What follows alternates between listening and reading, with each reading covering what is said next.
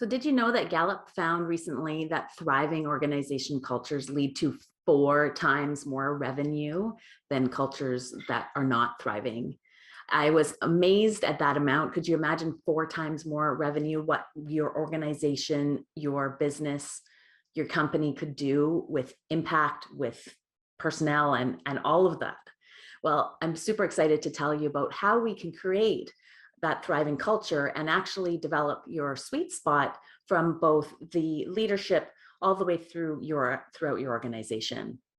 So I'm Sarah Francescutti. I am an executive leadership coach and also the host of this Sweet Spot Summit. And so I'm super excited that you're here to listen to my presentation and to join all the incredible speakers that we have all week. So today I wanted to just touch on what a sweet spot is, what that looks like, and then how to create it at 4 different levels within your life and your leadership. First, your own personal energy, yourself, your personal development, your mindset.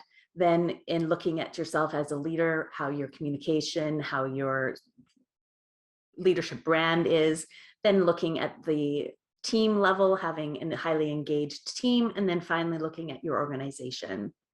So first I'll introduce myself and then we'll get into the details. So as an executive leadership coach, I've had the honor to work with leaders from across not only the country here where I live in Canada, but across the globe. And I've been a teacher, a speaker, a manager in federal government for almost 20 years now. I'm also a director on a nonprofit board, as well as, of course, running my own coaching business. And so I've had quite a variety of different perspectives into various different sizes of organization with different missions. But I found the themes can be the same sometimes, where organizations, their leaders, their teams are all stuck in survive mode instead of thrive mode. And so what I like to do is actually, my unique style is to work on looking at the inside out. And you'll see the whole summit event has actually been built in this sort of way, by focusing first at our inner being, then at our leadership, then moving into our teams and organizations, like I've mentioned. But first, before we get into that, I want to show you what I've developed. It's a tool called the Thrive Matrix. So I'll just switch and share my screen here. And we can look at this together. So this is a nice visual that you can see that basically demonstrates what I like to call moving from survive mode to thrive mode. So in survive mode, you can see at the far left here with the red, orange, and yellow, that's where people are in that kind of struggling mode. In the yellow zone, people can be nervous, irritable, sensitive, sad, have tired, headaches, energy, decreased social activity, a lot of procrastination. You can see this at work often. Then as we go further deeper into survive mode, that's when anxiety, hopelessness, depression, anger can come in. There can be a lot more physical discomfort, as well as increased performance and conflict. And then further along into the red zone is where people can be hopeless, stuck, depressed, angry. They can feel trapped or like a victim. Then this can show up in the workplace, like fights or completely shutting down or absence from work and sick leave. And my mission is to help leaders and organizations and people across the globe to shift out of this survive mode regularly and into thrive mode. And the more time you spend in thrive mode at all areas of yourself and your organization, the more likely you're going to be able to create this sweet spot zone. So if you can imagine, if you're spending more time in thrive mode, it's going to look more like the green zone here, where performance is productive, people are consistent, active, focused, relaxed, full of energy for the day and extra activities. Sleeping well, they're feeling content, positive, energized, love, joy, fun, lots of relationship positivity. And then as you go further up the thrive mode levels into the blue zone, that's where creativity comes out, self-expression, understanding. There is extra energy. People are inspired. They have more energy, and they are more social, more networking, collaboration, fully present and in the flow, sharing with others. And then even further into the thrive mode is where, in the purple area here, where people are going to be tapping more into their visionary, strategic thinking, higher self. They're more charismatic. They have more connection to their wisdom. They're more imaginative, intuitive. They have clear decision making, make sound decisions, where in contrast, you can imagine in survive mode, the decisions are going to be hasty or poorly thought out, or, you know, coming from the wrong perspective. But in the purple zone, this is more where there's going to be that big picture, strategic, visionary thinking that all of you here are naturally looking for, and that's why you're part of the summit.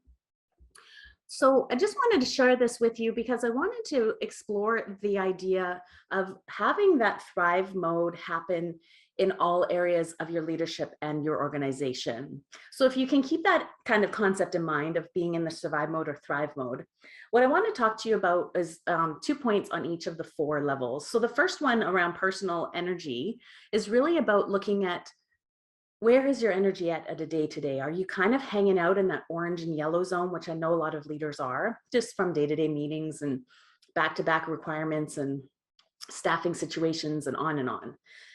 And that's okay, but there are things we can do to move you more into thriving zone regularly, because leaders need to be strategic and visionary to move their teams and their organizations forward. But so often with the people that I work with, they are struggling with getting to that strategic, visionary thinking state more regularly. So by being aware of where you're at, you can deliberately do things to develop that, like taking more self-care, taking time for your mindset, working on your personal development, all of those types of things, doing the basics like eating, sleeping, exercise, all of that good stuff. The second point would be around the viewpoint, which I've already kind of mentioned, is, you know, are you feeling kind of overwhelmed and burnt out and kind of like there's too much? Or are you feeling inspired regularly? Are you feeling like you've got this big picture strategic vision? And are you leading from that visionary state? Because that's where things can really transform really quickly, and it can be a lot of fun. So those are 2 areas that you could look at in your personal level that could be shifted to get you more into that thriving zone regularly. The second level I want to talk to you about is that leadership level. And so 2 points that I wanted to use as an example for this Thrive matrix is around the communication. So are you communicating regularly? Are you encouraging your team to be highly engaged and develop themselves and contribute? Or are you focusing only on tasks? Are you focusing only on deadlines? Are you sharing that anxious surviving energy with your team? Or are you coming from a place of connection, of a place of visionary oneness, and let's all do this together? That can make a massive difference in how your leadership impact is received. A second point would be around focusing on strengths and not on the errors or the mistakes or the things that aren't getting done, but focusing more on the positives about the strengths within your team, the celebrating your achievements, and those types of things will continue to build and grow that more thrive side of things. And then the third level will be around your team. So how engaged is your team? I was really surprised recently when I discovered that Gallup found that 34% of an annual salary of a burnt out employee is lost due to burnout and disengagement. And so if you imagine you had an employee at $60,000 a year, I'm talking Canadian numbers, but you know, you just use this as an example, 34% of that wage would be $20,400. Now, that would be just one employee, but it's found that 17.2% of an organization is actively disengaged.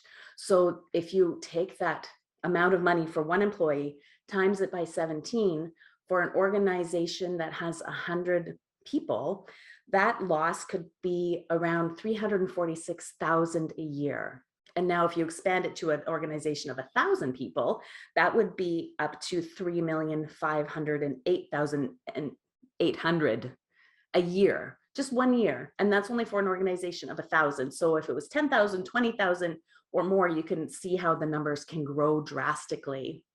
And so I wanted to share that with you, first of all, because it just blew my mind. And it really highlights the importance of focusing on your leadership and how it's impacting your team, and whether maybe you're a disengaged employee or leader, and that's okay. But there are things that we can do to help get you re-engaged again, or get your organization and your teams to be engaged.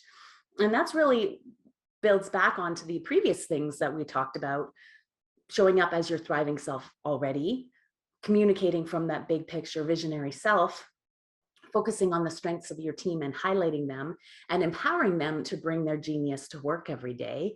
That's where the magic can really start happening in a team, is you have this authentic communication that you're creating as a leader in your team, and then you bring that best out of your people that are working with you. The other area that you can look at on the team piece to measure sort of how things are going is how innovative are your staff members? Do they avoid change? Are they resistant? Are they actively, pushing against anything that's changing in your organization? Or are they actively seeking opportunities to grow? Are they creating and innovating new ways to work? So we can encourage these things to create more thriving energy, and that creates a sweet spot, magical, sort of amazing thing happening within your team and your organization. So the fourth level is really around the organization level. So that would be looking, like an example to see sort of how you're doing on that thrive zone would be whether you're struggling with retention, whether you have people leaving and not keeping people in your organization, or perhaps you have an engaged organization and your retention is fairly stable. That would be maybe around the green zone. But if you're looking at that thrive area, that would be more when you actually have stable personnel, and now you can start looking at contributing to volunteering within your community as part of a work experience. Or perhaps even further along the spectrum in that thrive zone would be really having positive corporate social responsibility and really giving back and being highly aware of those levels of impact that your organization is having. So it's going to be really fun to sort of see where you are at today and what area that you can be focusing on things to build further. And then the other piece along the organization level would be around diversity, and it kind of taps in similar to the change piece. But how are things going within your organization? Are most people resistant to perhaps increasing diversity or an inclusion, or perhaps there's some openness to it?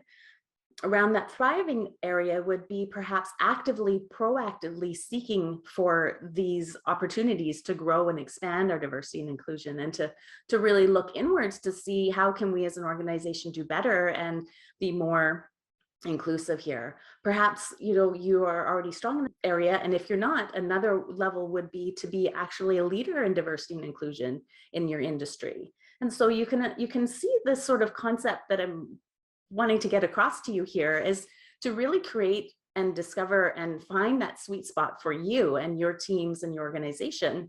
It really comes down to building that thrive level regularly at multiple different levels within your day-to-day, so that you really are truly creating that sweet spot for you that aligns with you as your own personal wellness is going extremely well, you're thriving as a human being.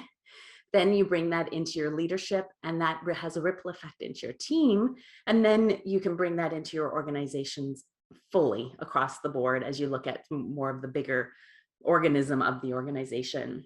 And so I'm really excited to share this all with you. I hope that you found something interesting as you're moving through this concept of getting out of survive mode and into thrive mode in all the different areas of your leadership and your organization. So if you're interested in exploring this idea further, I have a fun little guide that I use called the Inside Out Scheduling Guide. And that is all around that first step, that getting your own personal energy to that thriving level regularly. And that comes down to the basics of setting time for self-care, for white space so you can be strategic thinking more often, creating space to connect with your team members, having that authentic communication, all of those types of pieces first before you get into that organizational impact. Because if you are in survive mode, that is not going to have the positive impact that you want to have your leadership and your organization. So focusing first on yourself, can have a massive transformational difference in everything that you do thereafter. So I invite you to explore that below. I'll also link the Thrive Matrix. If you want to download that, you can check that out and use that as a tool for your own personal self-awareness within your teams. It can be useful just to say, hey, I'm kind of having a yellow day today, or I've noticed, I'm kind of feeling orange, so I'm going to take a day off, or whatever that's going to be. Or you can say, hey, look at how we're doing. We've been kind of hanging out in the green blue zone. And so you can notice what's been going well there and how to amplify that. So that's all I wanted to share with you today, is this sort of introduction to this concept. And if you're looking to explore more, just let me know. You're all part of the summit, so you're now here in the Exhale and Thrive community with me. But if you want to check anything out further, I'll link my website below and you can explore that. And I hope that you enjoy this incredible summit. It's been such an honor to connect with all of the amazing speakers and to help create this experience for you of looking at all these different levels of your leadership, so that you can really be thriving in all areas, so you can have a powerfully positive global impact. So thank you for tuning in today. I hope you enjoy all the rest of the speakers, and I look forward to connecting with you all soon.